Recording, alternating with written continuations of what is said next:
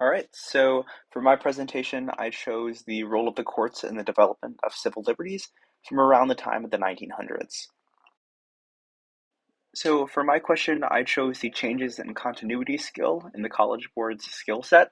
My specific question is to evaluate the changes and continuities of the role of the courts in the ACLU's work from the period 1900 to 1980.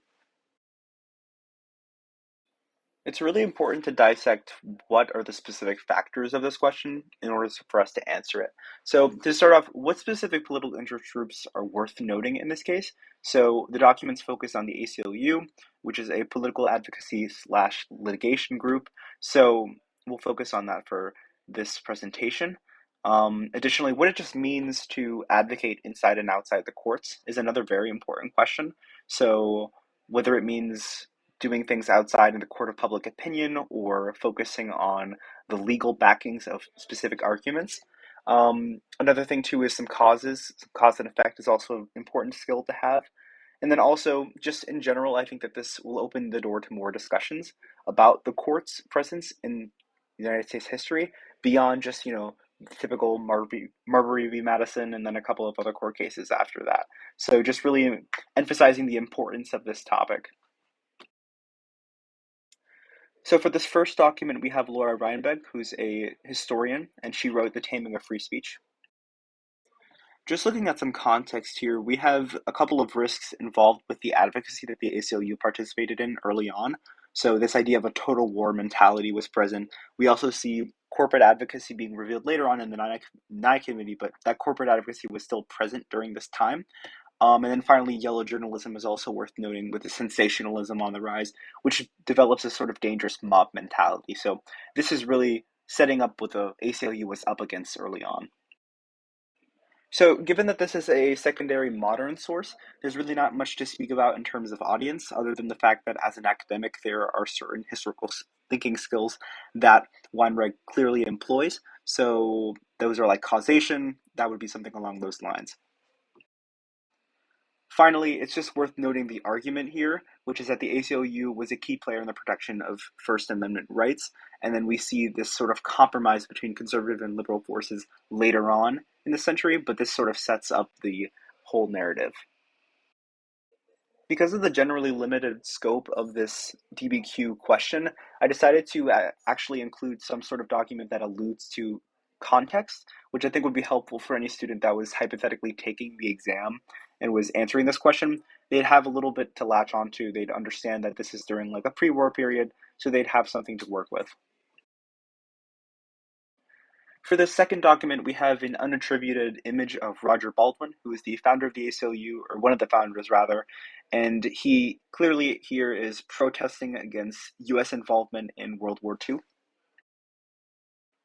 For context, isolationism was generally a more popular belief after World War I's devastating effects across the globe, and of course the releasing of the Nye Committee's report. So this is clearly a popular opinion to have, at least at the time. So, moving on to the intended audience of this document, we have this being found in a biography of Roger Baldwin. So, it can be assumed at least that this source was used to give a well rounded image of Baldwin and his life as a whole. When it comes to the argument that this document makes, or at least what Baldwin makes as he's depicted here, it's really important to emphasize that this is a political stance. This is whether or not the United States should enter the war as opposed to whether or not they could enter the war.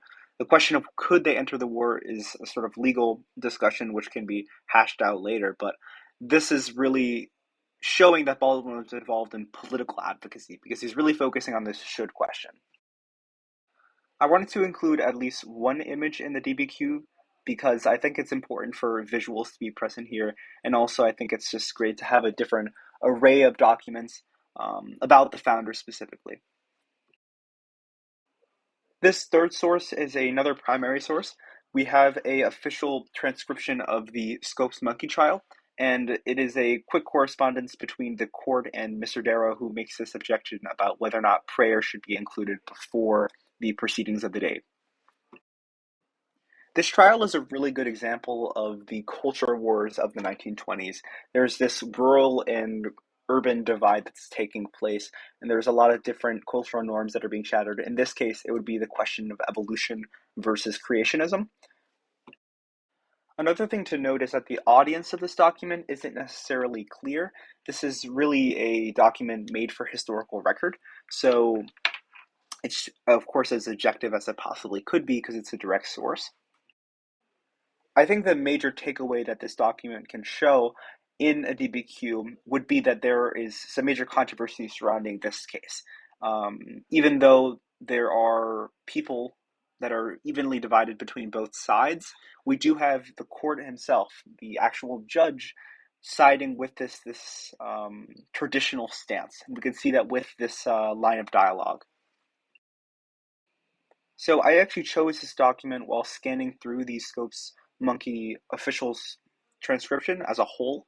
So I found this really short um, line of dialogue, and I think that it's something that other folks would overlook. But I think that even in these sort of procedural small things that happen before the major speeches, we reveal some pretty clear, telling evidence about the culture norms of the times. So I think it's an important document to include in this DBQ. In this third document, we have Roger Baldwin, the founder of the ACLU, again addressing a letter to Emma Goldman, who was an anarchist, and denying her request to use ACLU space for a political event.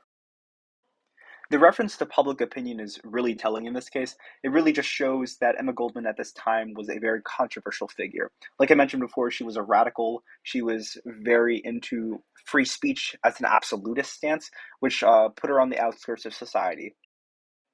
So clearly, the audience in this case is Emma Goldman, and it's important to note that this was a informal sort of letter. There's a lot of sympathy towards Goldman and some reference to personal opinions by ACLU members, which is made later on in the document, which is just worth noting. I think it shows a sort of more authentic inside and personal view of the organization and its founder. So that's an important kind of way that the audience intersects with the actual context and significance of the document.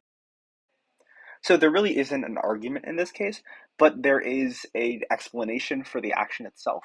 And of course, as I mentioned before, there's an evidence that there are some cultural things going on, which really, as Baldwin puts it, puts him as slaves to public opinion. So this document is really important as, again, it gives a very personal view of the ACLU's founders and their sort of conflict. It shows that there were some intention of improving the organization and making it more in line with an absolutist stance, but it was public opinion that was almost holding them back.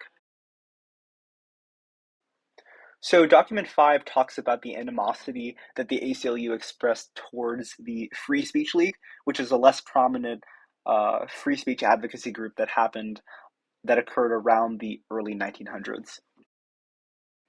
The real takeaway here is that the Free Speech League was a much more radical version of the ACLU. It's best to be considered that way.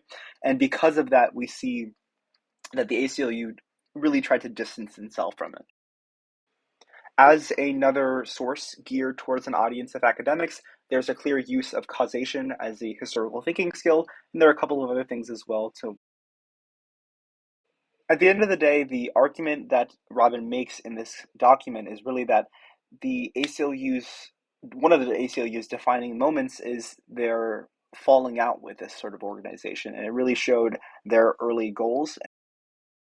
This document was important to include both because of its context and because of the perspective of it being specifically academic. Last but not least, we have David Goldberger, who was a Jewish ACLU lawyer who advocated on behalf of Nazis in the Stokey case. This is a reflection document. So the Stokey case surrounded a group of Nazis and their free right to speak and have a demonstration. The intended audience of this document would be ACLU affiliates or supporters of the ACLU, and this would sort of act as a sort of advertising material, as David Goldberger, I believe, works with the ACLU even in the present day. This source really shows that Stokey was a cornerstone moment for the ACLU in that they completely diverged from public opinion in taking up the case. So this really shows the symbolic significance of this one otherwise sort of overlooked case in the ACLU's long list of litigation.